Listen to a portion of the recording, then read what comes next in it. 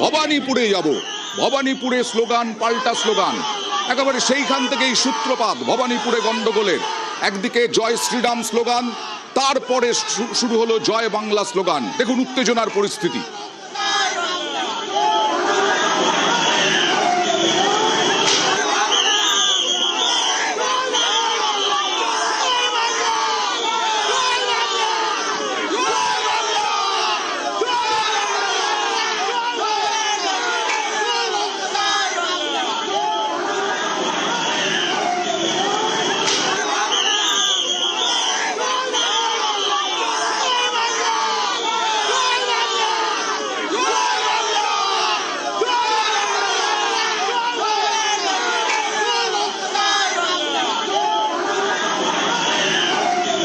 ভবানীপুরে মুখোমুখি Trinamool BJP, slogan পাল্টা slogan. কি হয়েছিল প্রথমে জয় শ্রীরাম স্লোগান, তারপরে জয় বাংলা স্লোগান। সরাসরি চলে যাব আবিরের কাছে। প্রথম সূত্রপাত কোনটি থেকে? অয়নদা, জয় হিন্দের যে বুথ, সেই বুথের মধ্যে বিরোধী দলনেতা নির্বাচন কেমন চলছেন সেই প্রক্রিয়া দেখার জন্য তিনি সেখানে হাজির হন। ভোটার লাইনে দাঁড়িয়ে থাকা অনেকের অভিযোগ, তার সঙ্গে যে সমস্ত ব্যক্তিরা ছিলেন ওই সময় জয় শ্রীরাম স্লোগান দিতে শুরু করেন এবং ওখানে থাকা যারা ছিলেন তারাও অনেকে পাল্টা জয় বাংলা স্লোগান দেন। ফলে জয় শ্রীরাম বনাম জয় বাংলা স্লোগান কার্যত অনেকক্ষণ সময় ধরে চলতে থাকে এবং শেষ মুহূর্তে তিনি যখন ভোটগ্রহণ কেন্দ্রের বাইরে থেকে বেরিয়ে আসতে শুরু করেন তখন এই স্লোগান যুদ্ধ যে পরিস্থিতিতে যায় তখন উভয় পক্ষের মধ্যে একটা বচসা শুরু হয়ে যায় এবং সেই বচসার রেশ গিয়ে গড়ায় হচ্ছে বাইরে পর্যন্ত, ভোটগ্রহণ কেন্দ্রের বাইরে এবং বেশ কিছুটা দূর পর্যন্ত। এবং তারপরেই আমরা দেখি উভয় পক্ষকে উদ্দেশ্য করে কার্যত পুষ্টি ছুটছে, তারা একে অপরকে ঘিরে স্লোগান দিচ্ছে এবং কার্যত যে পরিস্থিতি তৈরি হয় কার্যত কিছুই না। কিন্তু এটা ছিল স্লোগান পাল্টা স্লোগান, স্লোগান পাল্টা স্লোগান। এটা যে কোনো সময় ভোটের সময় হচ্ছেই আমরা দেখছি। কিন্তু শুভেন্দু অধিকারীকে আমরা দেখলাম ফোন করে বাহিনী পাঠাতে বলছেন। দেখুন কি বলছেন।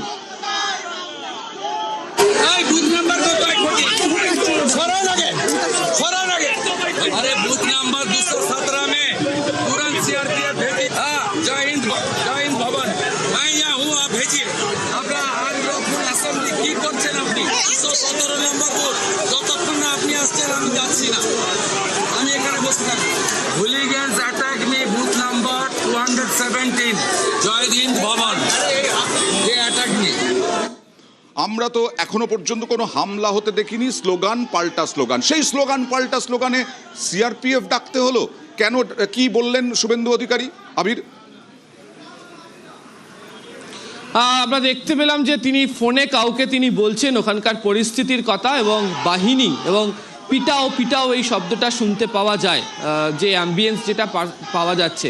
এবং তারপরেই ওখানে দেখতে পাওয়া যায় যে কেন্দ্রীয় বাহিনীর একের পর এক গাড়ি সেখানে আসতে শুরু করে, পুলিশের গাড়ি সেখানে গিয়ে পৌঁছতে শুরু করে এবং তারপরেই আমরা দেখি যে ওখানে ধুমধুমার পরিস্থিতি তৈরি হয়ে যায়, লাঠিচার্জ শুরু হয় এবং ওখানে যারা ভোটের লাইনে ছিলেন, ভোট গ্রহণ কেন্দ্রের বাইরে অ্যাকশন শুরু করে বাহিনী, অ্যাকশন শুরু করে। আমরা দেখাচ্ছি সেই ছবি। হ্যাঁ আবির, যেটা বলছিলে।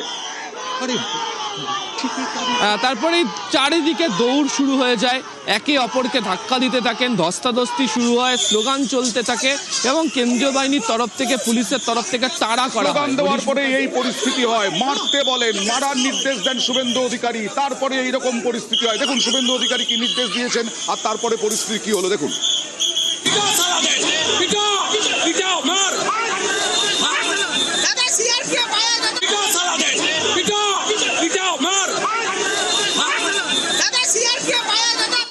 একেবারে মারার নির্দেশ দিলেন। ভোটে গরম হয়ে গেল ভবানীপুর। এইরকম দৃশ্য কি দেখেছেন ভবানীপুরের মানুষ এর আগে? একেবারে ছত্রভঙ্গ করতে, ভিড় ছত্রভঙ্গ করতে লাঠি চালালো পুলিশ, লাঠি চালিয়ে তাড়া করলো। আরো একবার চলে যাব আবিরের কাছে। আবির, তারপরে পরিস্থিতি কি হলো? তারপরে তুমি দেখলে যে ভোটের লাইন থেকে অনেকে ছত্রভঙ্গ হয়ে যান, তারা পাল্টা বিক্ষোভ দেখাতে শুরু করেন। আমরা দেখি ভোট গ্রহণ কেন্দ্রের বাঁদিকের রাস্তাতে পুনরায় তৃণমূল কংগ্রেসের কর্মী সমর্থকরা তারা জমায়েত হতে শুরু করেন এবং বাইরে আমরা দেখি যে শুভেন্দু অধিকারী তিনি বেরিয়ে যান, তিনি কার্যত দৌড়ে যেতে শুরু করেন, গিয়ে তিনি তার গাড়িতে উঠে পড়েন এবং তারপর বাহিনী এসে পৌঁছয়। আমরা দেখি যে ডিপি সিং তিনি বাহিনী নিয়ে তিনি সেখানে প্রবেশ করেন, অবজারভার সেখানে চলে আসেন, কেন্দ্রীয় বাহিনীর আরও আধিকারিকরা তারা সেখানে চলে আসেন, তারা ভোটারদেরকে আশ্বস্ত করার চেষ্টা করেন, যদিও ভোটারদের তরফ থেকে তাদেরকেও বলা হয় যে এখানে তো এই ধরনের কোনো পরিস্থিতি তো কখনো তৈরি হয়নি। তাহলে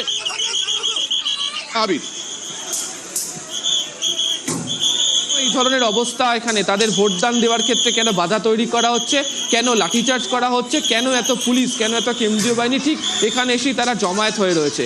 এবং তারপরে দেখতে পাওয়া যায় যে পুলিশ দীর্ঘ সময় ধরে সেখানকার অলিতে গলিতে ঢোকে, কয়েকজনকে সেখান থেকে সরায় এবং প্রত্যেককে বলে যে ভোট গ্রহণ কেন্দ্র পর্যন্ত যাওয়ার জন্য তারা যেন ভোট দিতে যান, কোনো ধরনের অসুবিধা হবে না, কোথাও কোনো জমায়েত করানো হবে না, এই বার্তালাপ চলতে থাকে। তবে যারা স্থানীয়রা যারা ছিলেন তারা তাদের যে ক্ষোভ কার্যত উগড়ে দেন এবং তাদের বলেন যে কোনোদিন তারা এত বছরেও কালীঘাট ভবানীপুরের মতো জায়গাতে এই ধরনের পরিস্থিতি তারা দেখেননি। কেন এই ধরনের পরিস্থিতি তৈরি হলো? স্লোগান যুদ্ধ থেকে এই পরিস্থিতি কেন? হালকাই ছিল, সকাল থেকে বেশ ফাঁকাই ছিল রাস্তা, কেন্দ্রীয় বাহিনীও ছিল, মমতা বন্দ্যোপাধ্যায় রাস্তায় নেমেছেন, শুভেন্দু অধিকারীও রাস্তায় নেমেছেন, কিন্তু তারপরে এরকম পরিস্থিতি আর শুভেন্দু অধিকারীকে দৌড়তে দেখা গেল।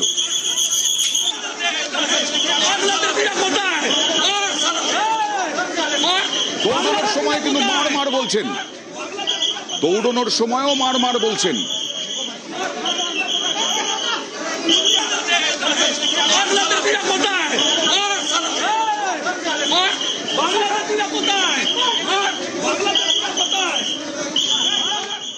আবির, দৌড়তে দৌড়তে মার, এ কথা বলছেন শুভেন্দু অধিকারী।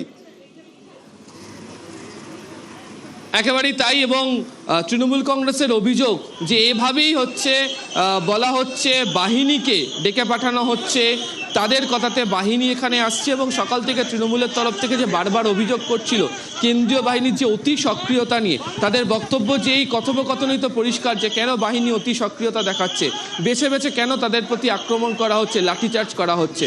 এবং যে বাংলাদেশি শব্দ, এটা নিয়েও মানুষের মধ্যে ক্ষোভ তৈরি হতে শুরু করে এবং তার জেরেও বেশ দীর্ঘ সময় ধরে ওই জায়গাতে বিক্ষোভ হয়। তাদের বক্তব্য যে তারা তো এখানকারই বাসিন্দা, তাহলে কেন তাদেরকে মারতে বলা হচ্ছে, কেন তাদেরকে বাংলাদেশি বলা হচ্ছে। দেখা যাক, একদম পরিস্থিতি এই রকমই হয়ে উঠেছিল ভবানীপুরে, বেশ খানিকক্ষণের জন্য এই রকমই পরিস্থিতি হয়ে উঠল।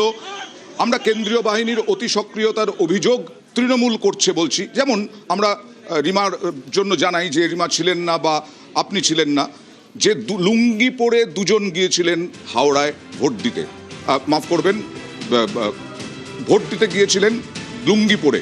সেই লুঙ্গি পরে ভোট দিতে কেন্দ্রীয় বাহিনীর জওয়ানরা ফিরিয়ে দিলেন, প্যান্ট পরে আসতে হলো। আবার বাংলা বলায় কেন্দ্রীয় বাহিনী পেটালো। এই দুটো বিষয় নিয়ে এবং শুভেন্দুর বিষয় নিয়ে রাজনৈতিক তর্ক বিতর্কে আসবো একটা ছোট্ট ব্রেকের পর।